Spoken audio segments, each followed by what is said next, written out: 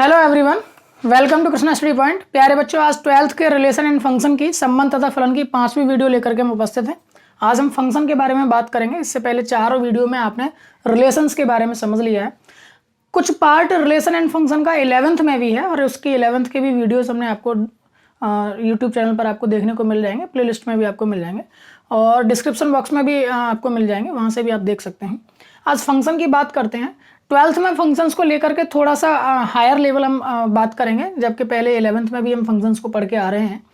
मैं थोड़ी सी बात करता हूँ फंक्शन को लेकर के। तो सबसे पहले डेफिनेशन के बारे में अगर हम बात करें तो एक्चुअली में फंक्शन कुछ नए नहीं है। फंक्शन जो है वही एक प्रकार के रिलेशन है जो ए से बी तक जा रहे हैं, ए को बी से रिलेट कर रहे हैं। वो पर्टिकुलर फंक्शन जिसमें डोमेन का कोई भी एलिमेंट खाली नहीं बचना चाहिए और साथ ही साथ में यूनिक इमेज उनकी बननी चाहिए।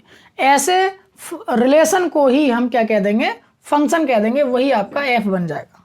क्लियर है वाली बात समझ में आ गई है। यानी कि ए का प्रत्येक अवयव बी के किसी अवयव से संबंधित होना आवश्यक नहीं है, लेकिन ए में कुछ अवयव ऐसे हो सकते हैं जो बी के किसी भी अवयव से कोई संबंध नहीं रखते हैं। तो ऐसे रिलेशंस फंक्शन आपके बन सकते हैं।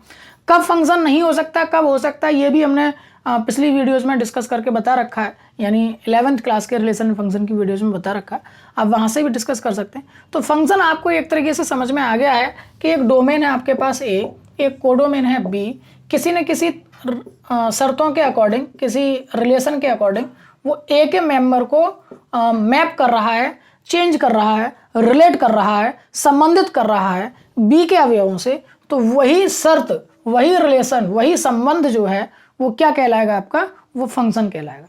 Clear, got it.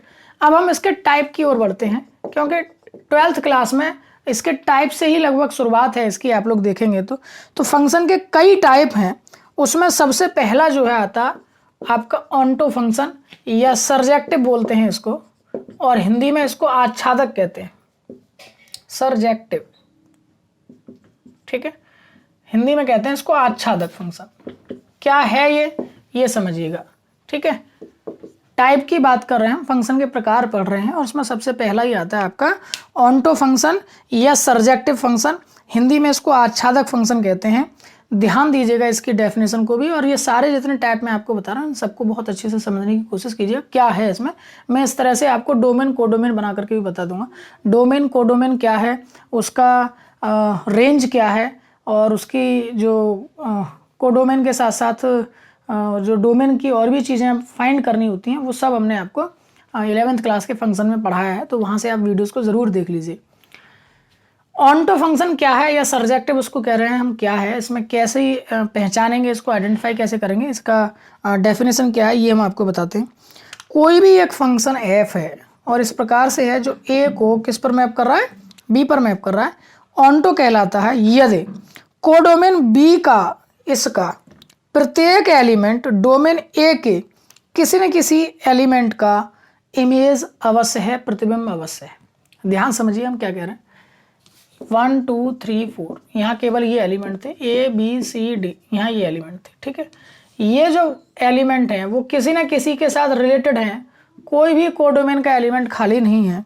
तब ऐसी सिचुएशन में हम इस प्रकार के फंक्शन को क्या कहेंगे, ऑन्टो फंक्शन कहेंगे या सरजेक्टिव कहेंगे। क्लियर है वाली बात समझ में आ गई है आपको। क्या कहेंगे इसको, सरजेक्टिव फंक्शन कह सकते हैं। ऐसा भी हो सकता है कि मान लीजिए इसमें और भी आ जाए, मान लीजिए डी के साथ साथ ई भी आ जाए, तो डी का भी 4 से साथ है और ई का भी 4 के साथ है। यानी कोडोमेन में आपके पास जितने भी एलिमेंट हैं वो सब के सब भरे हुए हों। ठीक है, वो आपके ऑन्टो फंक्शन में कहलाते हैं। सेकंड, मैं ऐसे फिगर से आपको बताता चलूंगा। इनटू फंक्शन, अंतःक्षेपी कहते हैं हिंदी में, अंतःक्षेपी। इसमें क्या हो सकता है, इसमें आपका कोडोमेन का कोई ना कोई एलिमेंट खाली हो सकता है। डोमेन का कभी खाली नहीं होगा, ये याद रखिएगा। डोमेन का कोई भी एलिमेंट कभी खाली नहीं होगा, वरना वो फंक्शन ही नहीं है। क्लियर ना, डोमेन के सारे एलिमेंट मिलेंगे। कोडोमेन के अब खाली भी रह सकते हैं।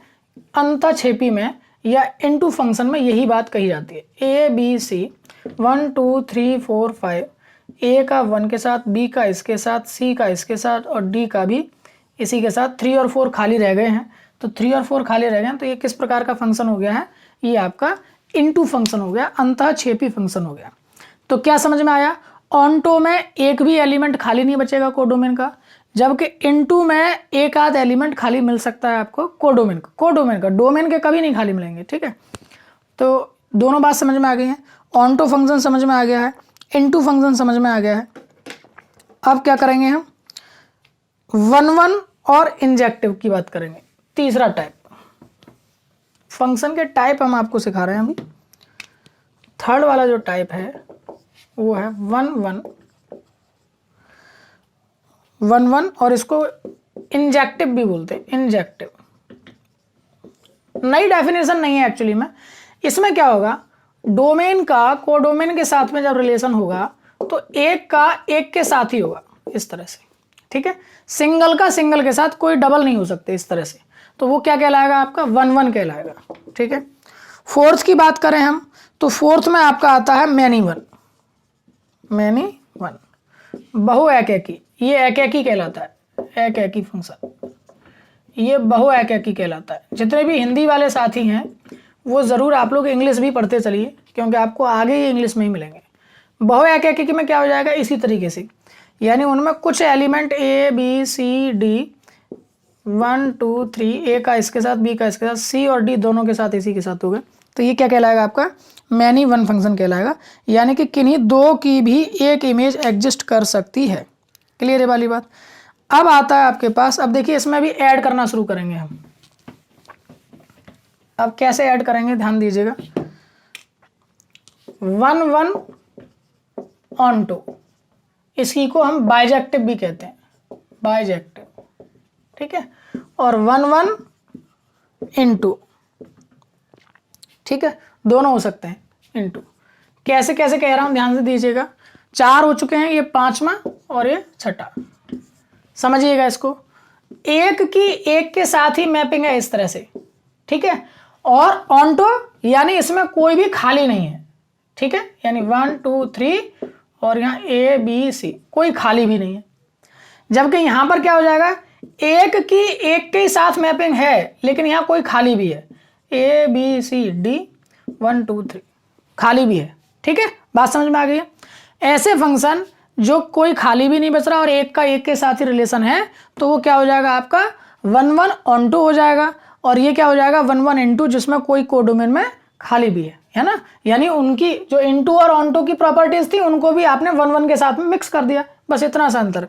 6 के बाद चलिए 7 पर। अभी 1 के साथ करा ऑन टू और इनटू, अभी मैनी वन के साथ कर लीजिए, 7 मैनी वन और ऑन टू, और 8 क्या हो जाएगा फिर आपका मैनी वन और इनटू, ठीक है। इंग्लिश में जरूर करिएगा, ये बहु एकैकी अंतःक्षेपी और ये आपका बहु एकैकी आच्छादक हो गया, ठीक है। हिंदी में जैसे ऐसे मैंने आपको बताया उस तरह से। इसमें क्या हो जाएगा A B C 1 2,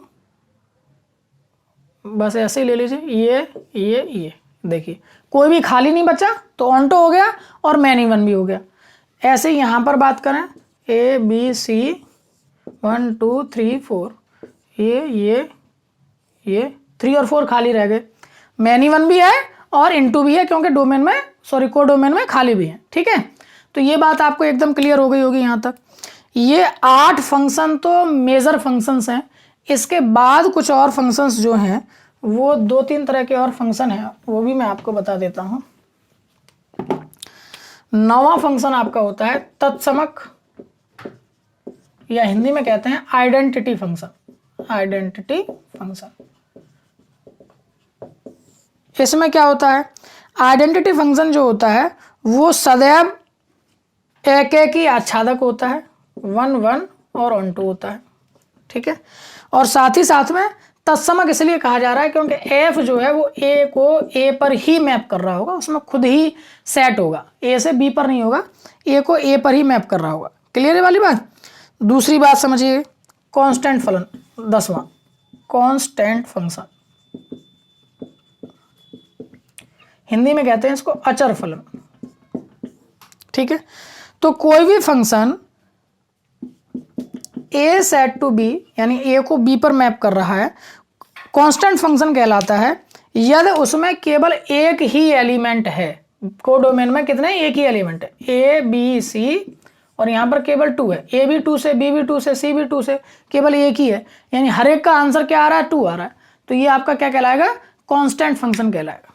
क्लियर है वाली बात। तो यहाँ तक बात आपके समझ में आ गई है और 10 फंक्शन आप लोगों ने समझ लिए हैं।